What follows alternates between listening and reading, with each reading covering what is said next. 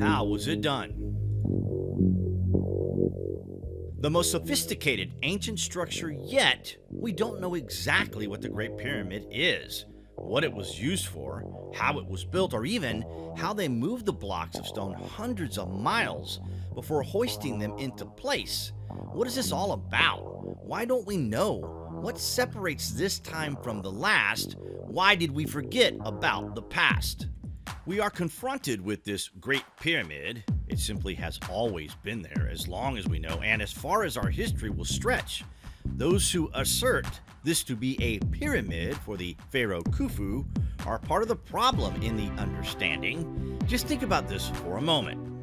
Mainstream historians have determined that Egyptians would have to have used a ramp to construct the Great Pyramid, but that said ramp would be 1.5 miles long and consist of more stone blocks than the entire 2.3 million blocks that make up the Great Pyramid.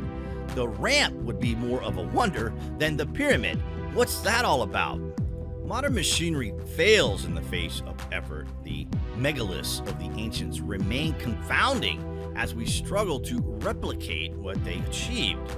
The ancients moved stone weighing over 1,200 tons. 30 and 40 ton blocks are not possible to move with modern machinery unless a special method is planned out, as seen with the levitated rock.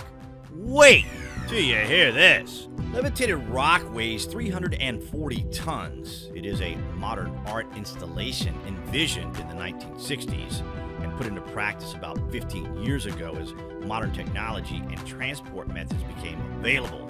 It's basically a block of stone quarried, moved, levitated into place. The effort to transport this thing was off the charts, described as Herculean. It took 2 weeks to transport the rock, and the team needed to map a route. An object that size was too cumbersome to navigate sharp turns, too tall for many overpasses. One overpass the boulder later passed under in Chino left a clearance of barely 6 inches, and too heavy for steep inclines and most highways. And so an itinerary was laid out. The boulder would have to travel 105 miles through 4 counties and 22 cities.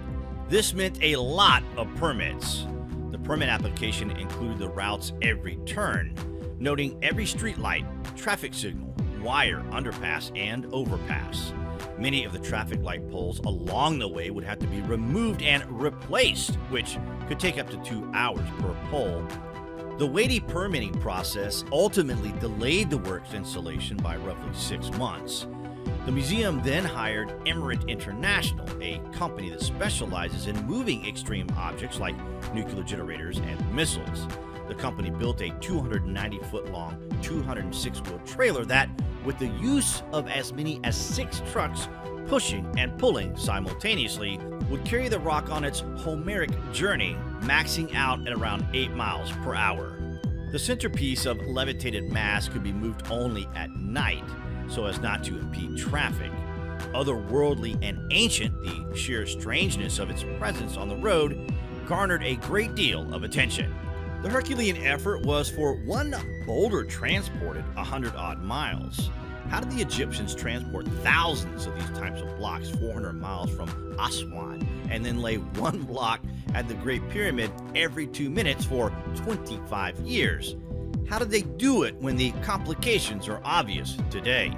Was the gravity of the Earth completely different to what it is now? Would dinosaurs be able to walk the Earth today with the current gravity flow? What separates this age from the last golden age? Comments below, and thank you for watching.